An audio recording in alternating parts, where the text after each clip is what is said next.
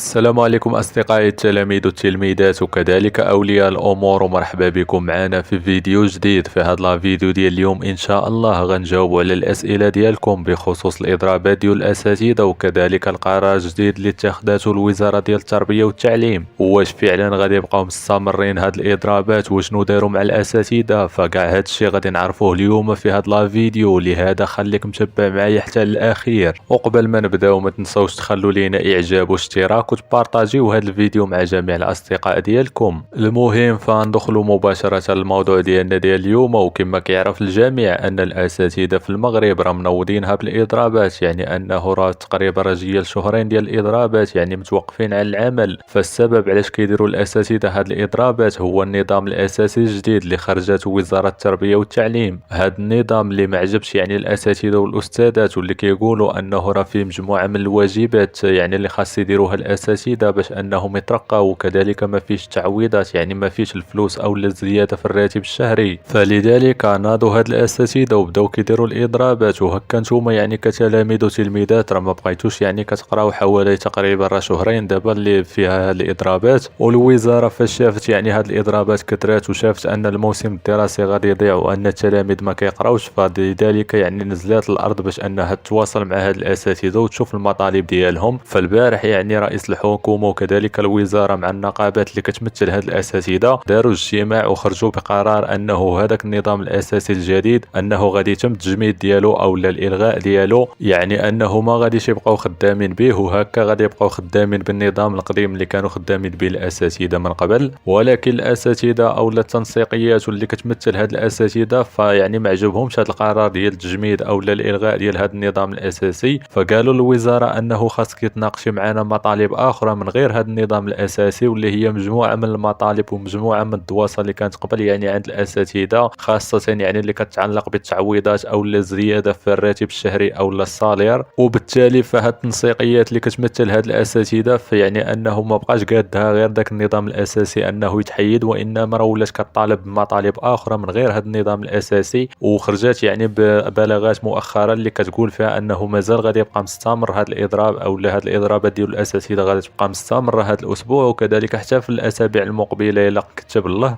وماشي غير هذا، فالاساتذه لقاو انه عندهم مجموعه من الاقتطاعات من الصالير او يعني الراتب الشهري ديالهم. فلذلك هذا الشيء اللي زاد يعني غضبهم وعصبهم اكثر من الوزاره، وبالتالي انهم قالوا انهم غادي يزيدوا في الاضرابات ديالهم، وغادي تبقى هذه الاضرابات يعني مستمره في الاسابيع والايام المقبله. فالمهم ما عرفناش دابا فين كاين الخلل، واش الخلل في الاساتذه او لا في الوزاره او لا في المنظومه التربويه كامله. كل شيء دابا يهبط للتعاليق ويعطينا الراي ديالو بخصوص هذا الموضوع. المهم في الاخير كانوا هادو هما الاخبار الجديده بخصوص هذا الموضوع يعني ديال الاضرابات ديال الاساتذه. في الاخير شكرا لكم على المشاهده والى اللقاء.